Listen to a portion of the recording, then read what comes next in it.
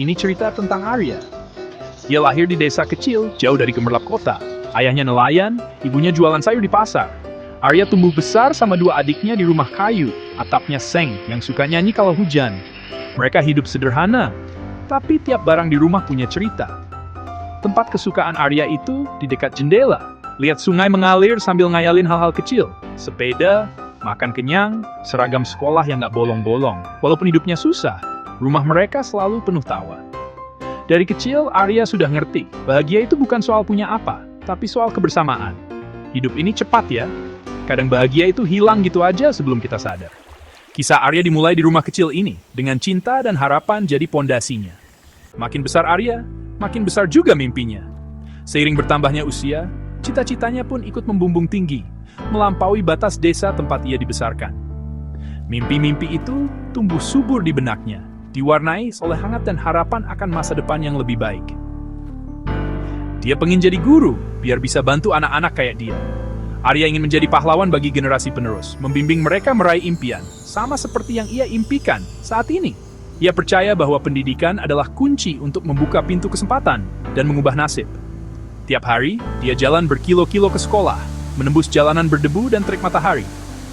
Perjalanan panjang itu tidak pernah mematahkan semangatnya, justru semakin menguatkan tekadnya untuk belajar dan meraih cita-cita. Setiap langkah adalah perjuangan. Setiap kilometer adalah bukti ketabahan. Sepatunya sampai tipis. Alas kaki yang sudah usang itu menjadi saksi bisu perjalanan panjangnya.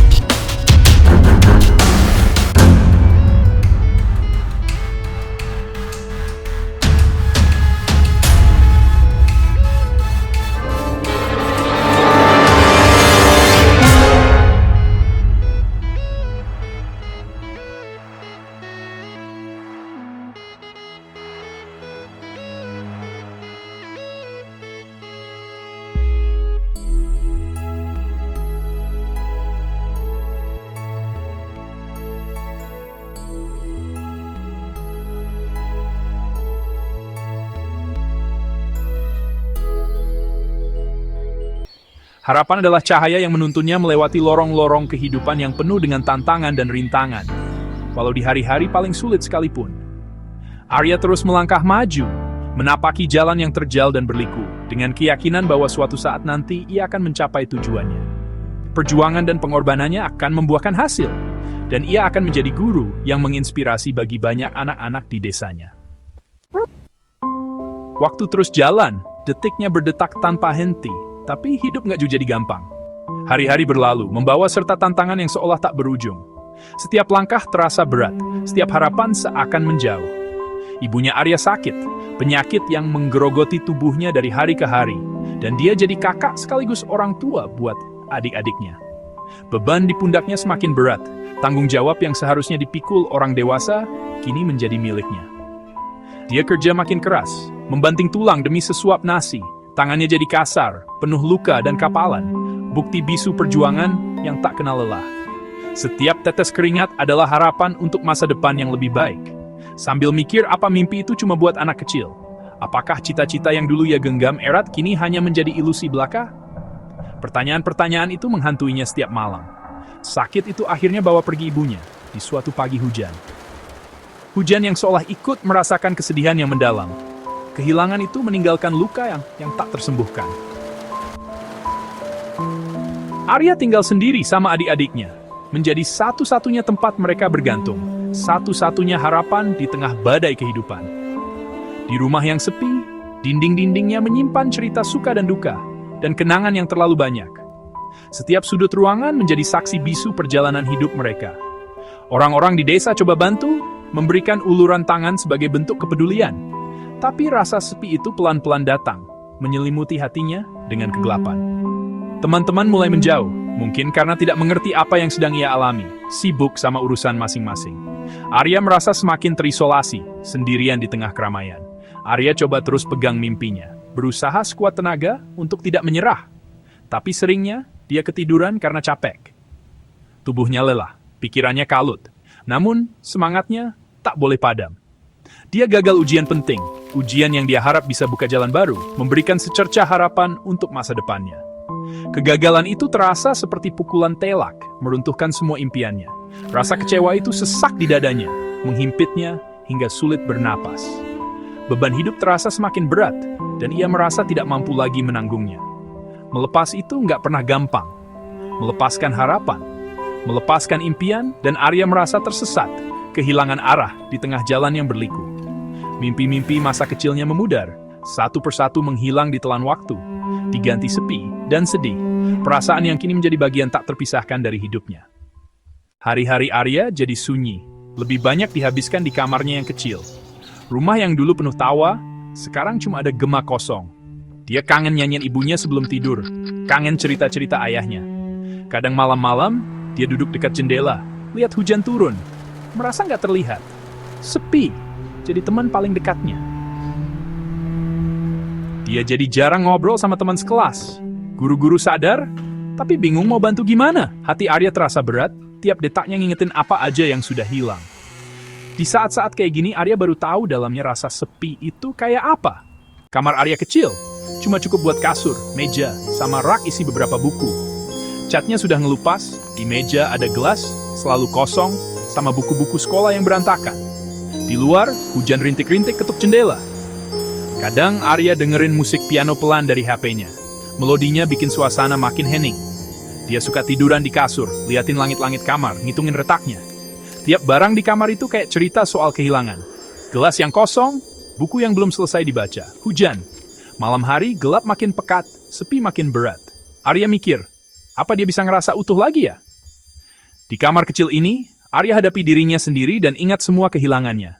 Ini titik terendahnya, tempat di mana harapan pun kayaknya sudah pergi. Satu malam, di tengah sunyinya kota yang berdenyut, Arya merasakan beban hidupnya semakin menghimpit. Kegelapan kamar mencerminkan kekacauan yang ada di dalam dirinya.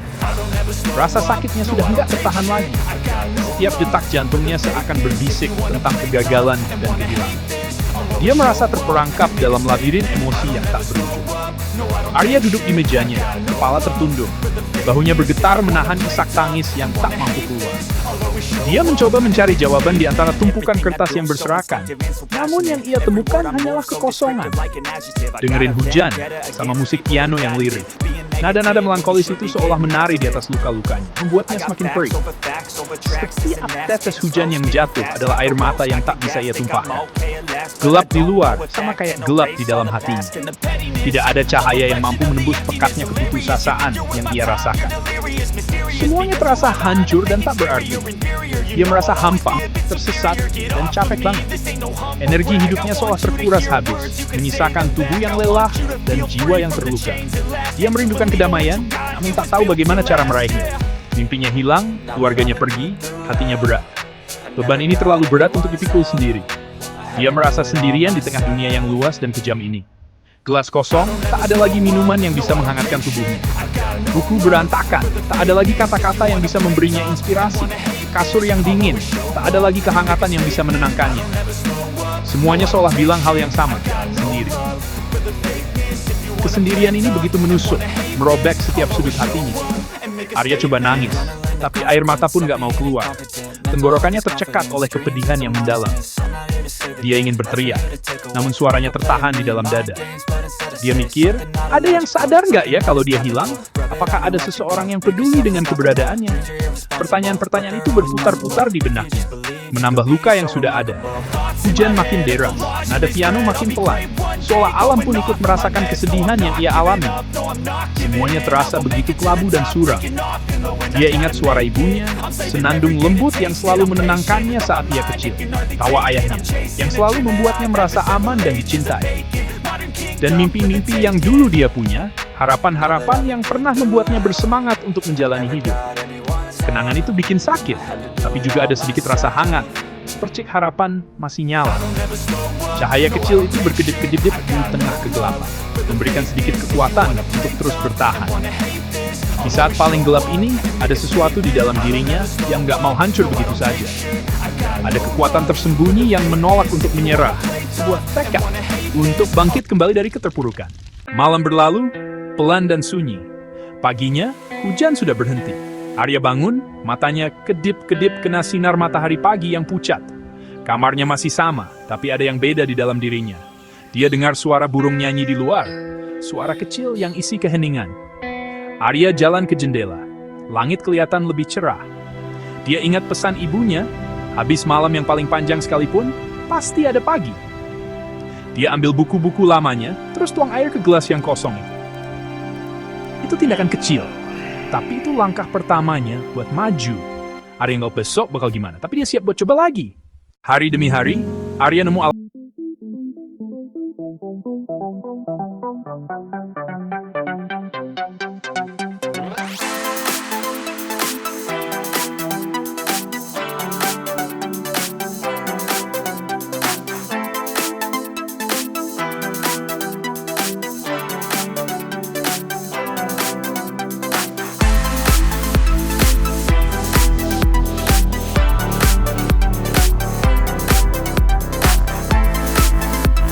kenapan verhuren betul saya tidak.